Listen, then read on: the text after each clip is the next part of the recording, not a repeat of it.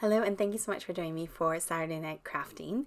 I've got an awesome one tonight that is going to take all your monochrome scraps and use them up. So any of your black or white scraps, this is so good for getting rid of those.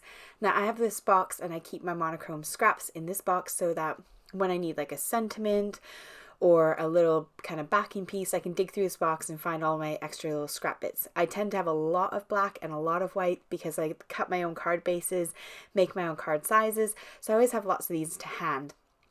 And I thought, let's use them up. So we are going to do like a patchwork kind of quilt type card front, that kind of look and feel to it, and we're going to use up all these scraps to do that. So this is a nice cheap way to make a card front. All we need is some ink, some embossing folders, and some scraps. So I've dug out a whole bunch of embossing folders. Most of these are 3D embossing folders and they're fairly neutral and generic. They're not specific designs, they're more like patterns. So I'm going to use these today for all of my cards. And the easiest way is I'm just going to take my scraps and pop them into my embossing folders and then kind of stick them to the side, and then I just ran them all through one after another.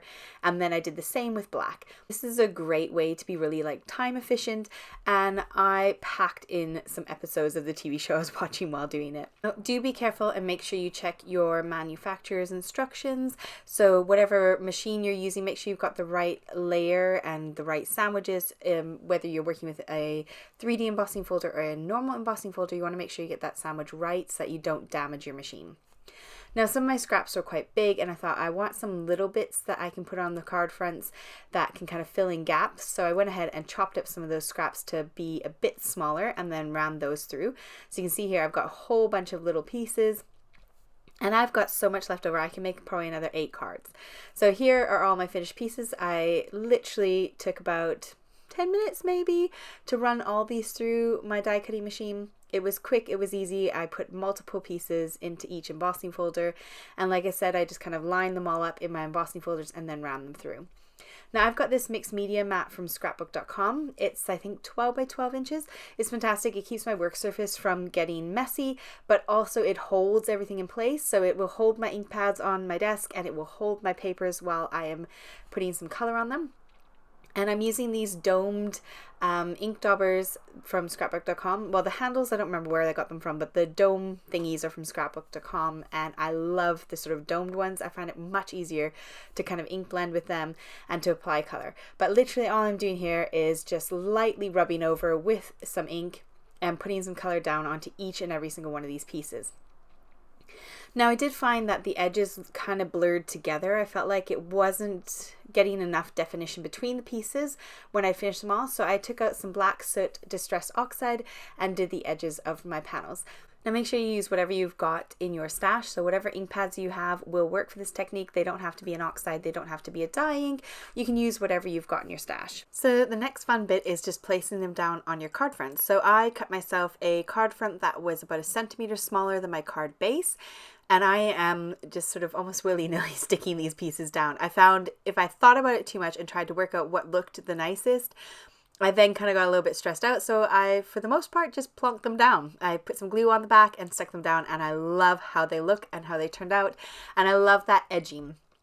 I felt like when I put this panel on top of my card base though, it kind of disappeared a bit. So I went ahead and added some ink blending or some edging to the whole entire card front. And then that way it felt like it kind of popped off that card base a little bit more and defined that edge really nicely. Because it's such a busy background, I didn't really want to add too much in the way of a sentiment. I wanted to keep it quite simple. So I grabbed these thank you dies from Trinity Stamps, die cut them out of holographic cards, and then I put white cardstock on the top of them. And then I popped them up with a bit of foam, and that is all I did with these cards. I love how this one turned out. The next one we're going to do is on black cardstock. I have these metallic interference inks from Lisa Horton. So they're like color changing inks. On the left is what they look like on white, and on the right is what they look like on black. So they are stunning, and I love working with these when I work with darker cardstock. And you get the same effect, but they pop off with this metallic shine. So you get such a gorgeous look to the cardstock. If you haven't got this, then you could use oxides as well. Oxides will pop off of black as well and show some of that color through.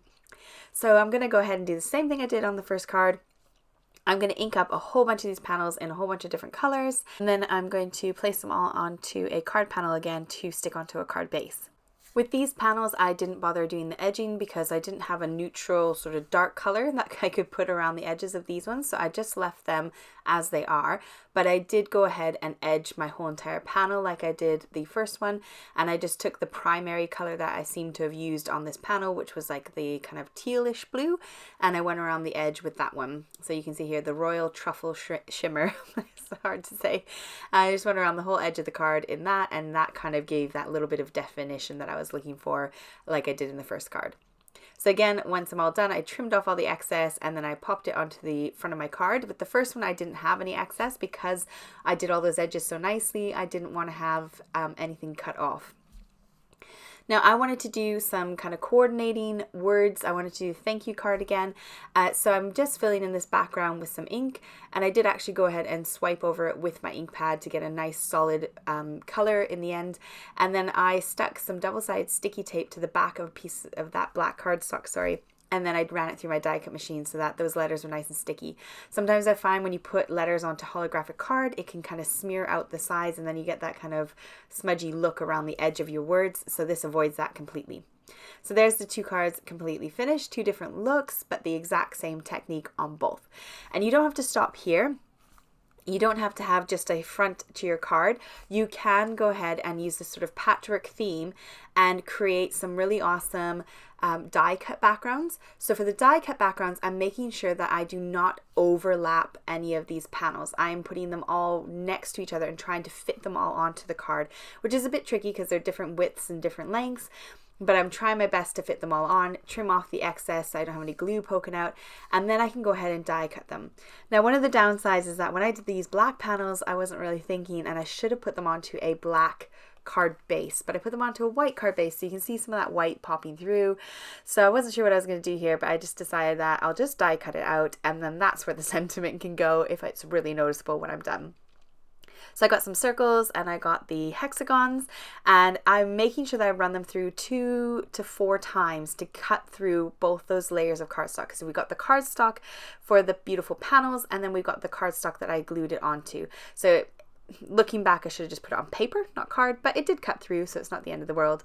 For this one, I went and edged up those edges again, and I used the coordinating colors on the edges of that color, and then for that one I did the exact same thing as before. I edged the whole thing in that kind of teal blue.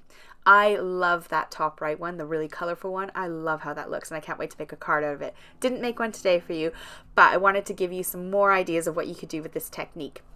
So I hope you had a fantastic time with me tonight. That is the whole video. It's so nice and easy to do, and you can do it while you're watching TV and make some beautiful cards. Use up those scraps. Thank you for joining me. I look forward to seeing you next week. Have a fantastic weekend. Bye.